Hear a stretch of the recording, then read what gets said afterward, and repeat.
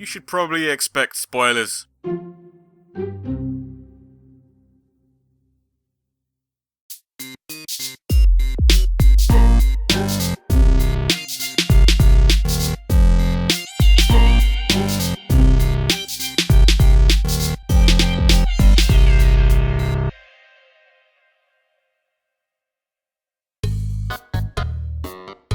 He always pops up where you least expect it, and somehow, everybody seems to know him. Who dat? It's Strekks.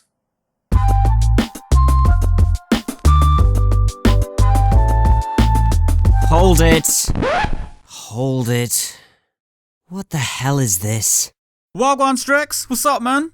Don't you wagwan me. What are you doing? I'm not a fictional character, you can't review me. Oh, I know, I'm just trolling everyone. It's an April Fool's joke, innit? April Fool's was over a week ago. Alright, fine. I was trying to be a funny guy, but forget it. Here's a real funny guy though. Who dat? It's SANS.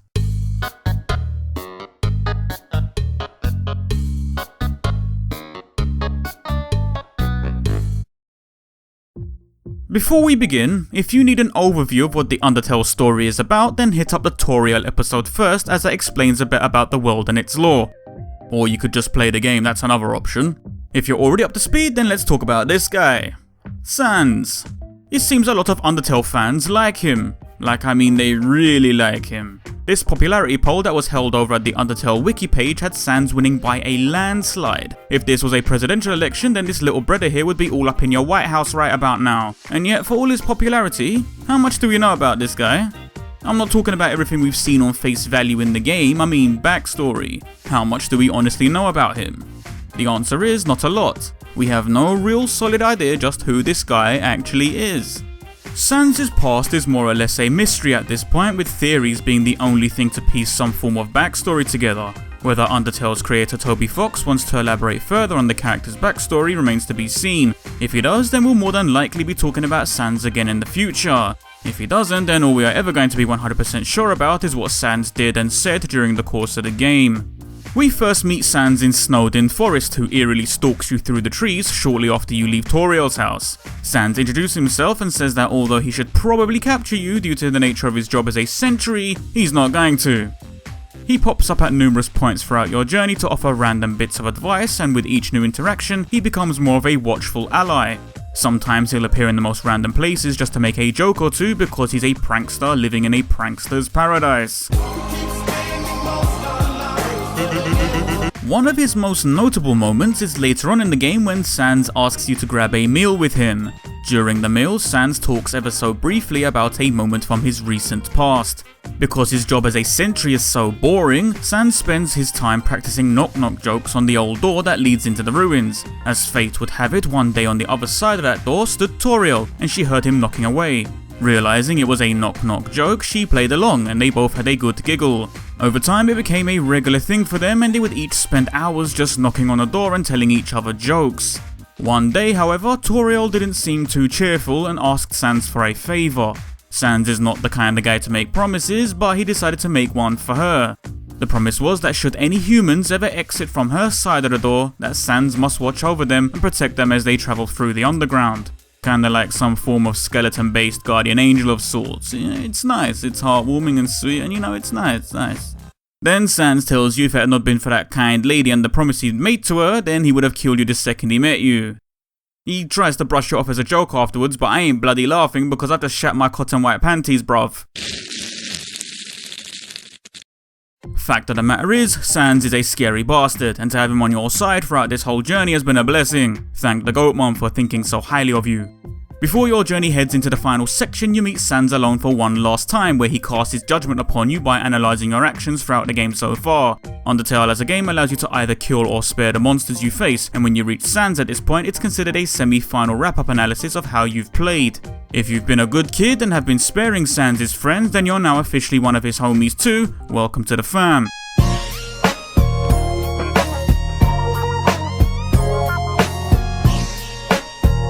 But if you've been a bit carefree with the Shankar, then SANS ain't going to stand for that kind of homicidal shit, and you're about to have a very bad time. That's the long and short of what we fully know about SANS. Regarding what I mentioned earlier, there are parts to SANS' history that remain unexplained. We know he and his younger brother Papyrus just appeared one day in Snowdin and made their home there, but their history before that is uncertain. We are spoon-fed small clues that link SANS to the character W.D. Gastar, who by all accounts is the game's biggest mystery, but there are no solid answers regarding why there are these links between the two of them. It's all very conspiracy theory-esque right now. Until the day arrives where we are given an official answer to those questions, SANS and his past will continue to have a big question mark hanging over his head. Visual design. The outfit worn by SANS consists of a blue hoodie, black tracksuit bottoms and slippers, all of which complement his laid-back, easygoing attitude. He's also a skeleton, meaning that his head is actually a skull, displaying the cheekiest of grins. He has small white dots for his eye pupils that when accompanied with this smile gives off a very friendly quality about him, but irritate him and those eyes vanish, leaving you staring into two deep black ominous voids. The fact he still remains smiling makes it all the more creepier. This is the thing that I like about SANS' design the most, he just looks like a regular dude. Aside from the fact that he's a skeleton of course, but I mean his overall appearance is meant to portray an average lazy sod who skips off work and sleeps all day. The guy is literally dressed up like a chav. I mean, like, put a baseball cap on him and he's ready to go. Oh shit, it's Ness, bruv. Oh fuck. Oh shit, it's Ness. It's not Ness. The cool hue of his blue hoodie and the blankness of his white skull keeps the colours from being piercing, and SANS' overall image remains chilled. He comes across as unthreatening, but as the saying goes, you shouldn't judge a book by its cover, and that's no exception here because he is easily one of the most intense and intimidating characters in the entire game. If you really piss him off, his left eye will flash violently between shades of cyan and yellow as he attacks you. SANS becomes a barrage of contradicting signals where his clothes and smile continue trying to instill a welcoming aura, but the flashing eye is a clear sign of impending danger. Overall, the design for SANS might be average in appearance, but that's the point. He's not meant to look like a powerful, imposing character because if he did, his more serious side would feel expected and less impactful. He's visually designed to keep a consistent atmosphere radiating out from him, so when he breaks that atmosphere, then you'll truly know something is very wrong. Personality. SANS is the nice guy of Undertale, a real bro character who looks out for you. Due to his laid-back personality, it makes him very approachable and easy to befriend. Once you get to know him though, it means you're also in the line of fire to his humour. SANS is a joker, and he's going to tease you with his slapstick rimshot-inducing pranks whether you like it or not. This comedic character trait for SANS might have just been a byproduct of the fact his name originates from the type font Comic Sans, which he also uses to communicate with when talking, but I like to feel there's more of a reason to it than that. Namely the fact that the universe in Undertale is constantly being reset and all memories within the universe tend to more or less get erased. SANS is one of the rare few characters aware that their universe gets reset time and time again. The fact that he knows it happens must put a pretty big dampener on being able to enjoy life. Imagine every achievement, everything he's ever done counts for nothing because the world he's living in is constantly being started over from scratch. It must be pretty depressing knowing you can't change anything about it either, no matter how hard you try. For my own personal theory, I feel that perhaps SANS spends a lot of his time trying to be funny so that it can wash away this constant underlying level of grim awareness. If not his humour, then at the very least his laziness might be accounted for in this theory. During a negative playthrough of the game, SANS confronts you and brings this subject to light. He questions his laziness, saying that he wonders if the reason he can't put his full efforts into anything is because he knows it won't mean jack shit in the long run. I definitely do get that vibe from him. His awareness clearly must be altering how he perceives the world around him, and in turn it affects his personality. Despite this, he's not entirely hopeless about everything, otherwise he would do nothing at all, and that isn't the case clearly. It's the bonds he makes with other characters that seems to give SANS' life meaning. He clearly cares for his friends, especially his younger brother Papyrus, whom he is constantly looking out for. SANS even offered to make a pretty big promise tutorial, even though he claims he's not the type of guy to make promises to people. Why would he do these things if he knows it won't matter in the end? To me, it shows that while SANS might recognize everything will be for nothing due to the resets, he will at least make an effort for his friends, perhaps understanding that they are all none the wiser to what's going on, so the very least he can do for them is accommodate some of their wishes. I'm probably digging more than I need to with this trait, but I find it to be an interesting angle to look at with SANS, and if anything, it just adds another level of complexity to the character's personality. Importance. SANS is one of the central characters in the story, and with his understanding of how their universe works, he might very well be one of the most important cast members overall. His links to certain other characters also help usher forth his prominence amongst Undertale's lineup. SANS' connection to Toriel is crucial for the simple fact that if he had not made that promise to her, then your story would have never taken place. You would be dead upon arrival. But no, SANS had spent time bonding with Toriel and cared enough to keep his promise to her.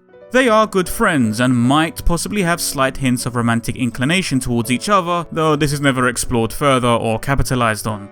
If not a relationship, then at the very least the two will remain very close friends thanks to their mutual appreciation for bad jokes, as well as you the player, since both of them had your best interests at heart.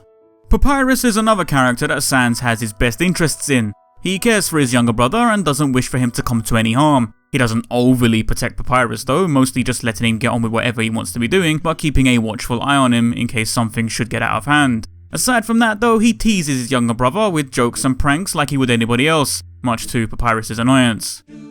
One of the more mysterious connections SANS has to another character is WD Gaster, and that entire connection is one big toilet bowl of unanswered shit because we know very little about Gaster himself. Undertale does its very best to keep stuff about Gaster vague, so you're left constantly asking questions. What we do know about Gaster was that he was a scientist working for the royal family but had sadly died by falling into one of his creations. SANS himself is known to have a strong interest in science, possibly even being a scientist himself if his hidden workshop at the back of his house is anything to go by. This workshop contains items that pose more questions than answers, but it seems they might link back to Gaster. One particular item that SANS does own has a connection in name to Gaster, and that is the powerful weapon dubbed the Gaster Blaster. Or should I be saying it, the Gaster Blaster? But I don't say blast, I say blast. Which I shouldn't be saying it like Gaster Blaster. You get what I'm trying to say. This item is the clearest link between the two characters, though why SANS has it is one of those current unsolved mysteries and is an ongoing discussion. Either way, whether we ever get answers or not, SANS will remain fairly important to the overall story at hand. He is a close friend to Toriel, he is a watchful overseer to you the protagonist, he's a loving yet annoying older brother to Papyrus, and if that wasn't enough, he's wrapped up in one of the biggest secrets currently connected to the name Undertale. Coupled all this with the fact that he's one of the only characters to understand how their universe works, SANS is easily one of the most important characters Undertale has within it. Conclusion. We've got ourselves a nice guy skeleton dude who likes telling jokes, but one who will dunk your ass in a pool of pain if you go too far with your genocide. He's likeable, in some ways he can be relatable, and he's anything but boring or dull. He gels with the rest of the characters and he keeps the story moving. And yet after all this, we still don't know everything about him, but people continue to love him all the same. I think that's part of the charm though. When you have a character like SANS who is approachable yet also shrouded in mystery, it keeps the audience interested longer, and that's probably what's made him so appealing. Who the fuck am I kidding? It's because he's a walking meme generator. Fucking asshole.